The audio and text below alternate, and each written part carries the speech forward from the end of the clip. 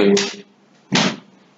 This has come to intercept the dimensions and some other things you should be looking at. We'll continue, but I've intentionally jumped it and interface it with the container handling equipment so that you understand it, so that if you go to now to look at the various parts of the sea container as it is, you understand. So any standard average container terminal, these are most of the handling equipments that you purchase. Yes. So which one we have in Ghana port, I'll let you know. The ones we don't have, I'll point it out. The first one, the gantry cranes, we have them a lot. Southern carriers, we have never have it in Ghana. So expensive, maybe we can't buy it. But it's in other ports in the world, they are able to afford it. Then reach stackers, with spreaders, plenty. Then we have the spreaders alone. Then we have the forklifts and any other handling equipment that will be invented and added to this list from time to time. So those of you in the industry, which of the cranes you see at the port are the gantry cranes? Which one? Which one? Is there a Ghana port? We have it plenty, different types. Yes. Oh, those of you in the port, you go to, maybe some of you are straight from the port to the classroom here. I'm saying you have been seeing the cranes. Cranes are the handling this thing by the shore or on the vessel. Apart from that, those that are mobile, that pick the container moves are the reach stackers, the forklifts, and the spreaders. But these ones are the one on the shore. When the vessel berths, they do the cargo operations. And these ones are used for on gearless vessels. There are certain vessels that don't have their own handling gears at all. They are Sakura. So we use the equipments of the port totally or solely. But there are some vessels that have got gears, meaning they are handling so that if they call at the port and there's congestion and they are permitted, they come alongside berth and start cargo operation with their own cranes. Okay, this is what I'm saying. But gantry cranes are not cranes never mounted on vessels. They are all ashore. So you see it every day. There are types in Tama port and there are some in Takoradi port too. Yes. Have you been seeing them? Yeah. Where do you see them? We see them. We don't know the name. You don't know the name? Yes. Yes, the latest is the MPS one. It's called the Post-Panamax gantry crane. Very current. And the height, you see how high it is? They have to collect special permits from the Ministry of Aviation because their height and when they're operating it, it disrupts when planes are flying over. It can bring the aircraft down. Yes, so when they are in full operation, the aviation authorities, the signal people are aware. So it's a very sophisticated, complex equipment. The name is derived from Post-Panamax. If you treat a maritime transport and you treat type of vessels, their sizes, their generation, where they came from, and you're having the big vessels that are carrying to the capacity of 30,000 containers. Yeah, so they were named for certain reasons. So these Post-Panamax vessels were named after the Panama Canal that allows certain vessels of certain volume or certain tonnage to pass through it. That is why. So those vessels that came after opening opening the Panama Canal for bigger, deeper waters were named Post-Panamax. Okay, and they constructed its handling equipment to match it. So those handling equipment that came after them were called Post-Panamax. So those gantry cranes you see are the MPS, very expensive, very modern, about the latest on the market, and they brought them Post-Panamax gantry cranes. So some of them. Then the gantry cranes too are two types. We have the rubber tie gantry cranes and the metal tied. You see, they run on race. So some of them run on the normal tie made up of rubber, like the vehicle ties. Okay, but some of them are made up of steel, metal. So these are the two types of gantry cranes we have. They are all ashore cranes, not those cranes on the vessels are the handling gears on the vessels, but they are not called gantry cranes. So normally in handling equipment cranes we have shore to ship or ship to shore, okay, those two types. All these things practically if you go on our industrial visits, our educational visit, you see them. The tour guides will explain more to you how it operates practically, technically, and you understand it. Then standard carriers, you see the picture very soon, you see the differences. So expensive.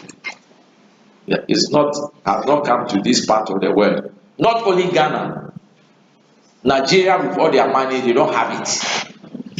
The Nigerian ports don't have it. It's not a cheap equipment there. So those sophisticated profit-making ports in the world have got them. The reach stackers are the ones we are using the brand names to call them heisters. The heister is the brand name, the model name of that equipment. This is the name. They are reach stackers with spreaders. The spreader is the top that they adjust. So one machine can be adjusted to lift if it is 10 foot long, 20, 35, 40 or 45. So the name, that's why we call it spreaders. So the port can enhance or reinforce its quantity of spreaders, import the spreaders alone. Why? When it comes critical and the reach stacker, the proper machine is faulty and it is not there, they can improvise the spreaders to work. They will attach an iron ropes and string it, then attach to any normal other handle equipments like the forklifts, okay. Then when the moment the spreaders can go into the four corners, the holes, and they are locked, they can still do the handling of the container, but it's not as efficient and economical and appropriate like the gantry cranes or the spreader itself. So you see the port has got a pool of spreaders different, then they have the reach stackers with the spreaders permanently on it before they board them, okay. Then the forklifts, as for that, I think we all know it, yeah, the small, but the forklifts too are in sizes. The smallest is about 5 tons, we have 10 to the extent of they have the highest ton in the 28 tons that was written in the note. So meaning if a container is laden up to the maximum of 28 or 30 tons, a forklift can pick it up. But why the reach stacker is preferable to the forklift? The forklifts have got limitations. One, the height. You know, containers have been allowed, safety wise, to be stacked 8 high. You know that. Yeah, the highest. If you're on vessels, they can be stacked 8 high. But these fixed forklifts cannot raise their boom to, maybe they can go as far as the 4th stack, okay. And second disadvantage, they cannot throw their boom over the front stack, pick containers from behind, and if the containers have been lined up 4 lines or lanes, no. So with these disadvantages, these reach stackers were invented and they are saving time a lot. Yes. The American containers that you've been talking about. 45. Yeah, 55. Yeah, okay. The most popular now is the 45, but on the American continent they have the 55. Yeah, you were talking about. You were saying that you have the 45. 45. Okay, which Reach stacker. The reach stacker, it can spread to the maximum of about 60. Yeah, 60. So they have been prepared. The manufacturers were proactive. Yeah, so the spreading from 10, 15 in 5s, it can go to 20, 25, 30, 35, up to about 60 for the meantime. Okay, you got it. So we have been able to handle those ones that are finding their way into our ports without investing in new reach stackers. The spreaders are serving the purpose. Okay, good. So ray mounted gantry cranes, the ray are the metal ones, you see.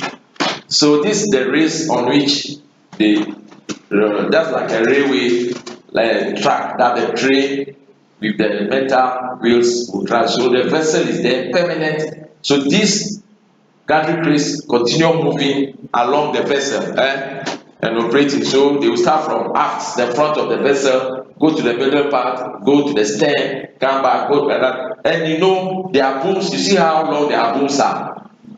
And then we call the tackle of the gantry. So they are able to, for instance, it does not need to remove. If he wants a container, this is about 1, 2, 3, 4. He wants a container deep from this is about 8 high. As you see them, they start from the bottom of the vessel upwards. So it will only spread it, stop, drop the boom, then lift 1, 2, 3, then quickly the 1, 2, 3 we just be putting them on top of the other ones, then lift the ones once. If that one is for Ghana, then rearrange them. It's very sweet, very fast and timely. Yes, that's the container operations for you. So this is an example of a gantry crane. So the rubber tie. Okay, you see the rubber tie. It's made up of just a normal rubber. The previous one was they have the metal wheels. They have the metal wheels.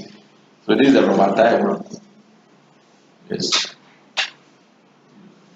So those ones we have. Oh, you have it. Plenty. But when we started poverty, we were buying paint, done. The ones some people have used, then they repaint it and they see their name. They will bring it 2, 3 every day. We are suffering equipment downtime. The equipment is there, but it's faulty. You go and wait instead of cargo operation starting for you, person come to take delivery about 8 or 7 in the morning. They start serving the community around 12 or 1 because it's now that they've repaired the equipment. It's there. So. Oh, sorry. So you have the ship to ship gantry crane. This is a rare picture.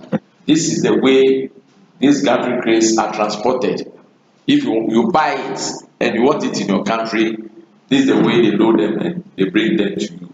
Ship to ship gantry crane. So meaning, you understand ship to ship. They've mounted this on the vessel. It will go somewhere and do cargo operations. You see, there are certain ports that are very beneficial and better with deeper waters than actual port or harbors constructed. Do you see? When you're having a deep sea port where the vessel will drop the anchorage and cargo operations will happen then, feeder vessels will bring the cargoes finally to the port or to shore.